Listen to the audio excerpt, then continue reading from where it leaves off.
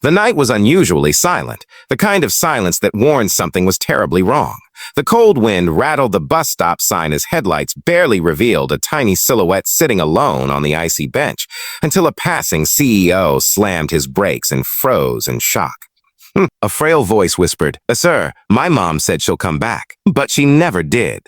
Before we begin, make sure to like this video and subscribe to Hopeful Stories for more emotional and life-changing stories. The evening had been brutally cold, the kind that seeped into bones and made even the busiest streets grow quiet.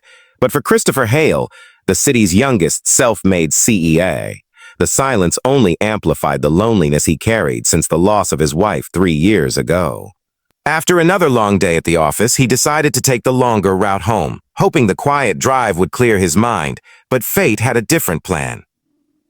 As he passed an old bus stop near the edge of town, something tugged at his attention, a tiny figure sitting unnaturally still on the icy bench.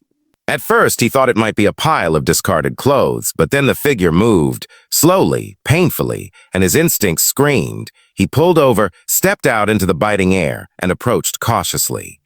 What he saw hit him like a punch to the stomach.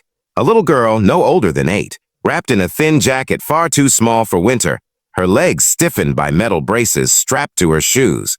Her cheeks were red from the cold, her hands trembling as she clutched a worn-out backpack packed to her chest. When she looked up, her eyes were swollen from crying.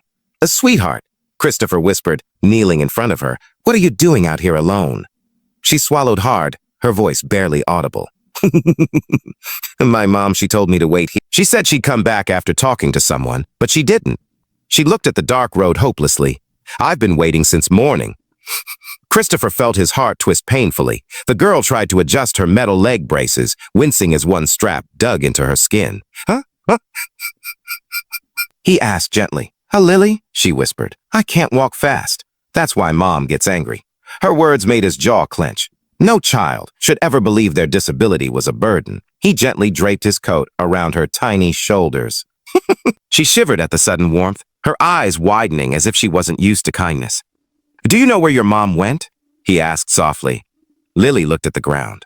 "She said she'll find someone to help us, but she keeps leaving me places." Christopher took a slow breath, fighting the anger and heartbreak rising in him. He checked her fingers. They were ice cold. "Lily, you can't stay here. You'll freeze. I'm taking you somewhere safe." Panic flickered in her eyes. But what if Mom comes back and I'm not here?" Christopher gently lifted her chin. "If she intended to come back, she wouldn't have left you alone in the cold this long." Lily's lip trembled, and she wiped a tear with her sleeve. "Do you think she forgot me?" The innocence of the question shattered Christopher's heart. He didn't answer directly. Instead, he lifted her carefully, noticing how light she was, far too light for a child, her age. As he carried her to his car, she instinctively buried her head against his chest, as if warmth was something she rarely received. He buckled her in gently, turned up the heater, and drove through the snowy streets, glancing at her every few seconds. She sat quietly, hugging his coat tightly around her. After a few minutes, she whispered, "Sir, thank you for not walking past me like everyone else." Christopher swallowed the lump in his throat. No one should ever walk past a child in need, Lily. As they approached his home, a dark, unshakable fear formed inside him. What had this little girl endured, and why had no one been there for her?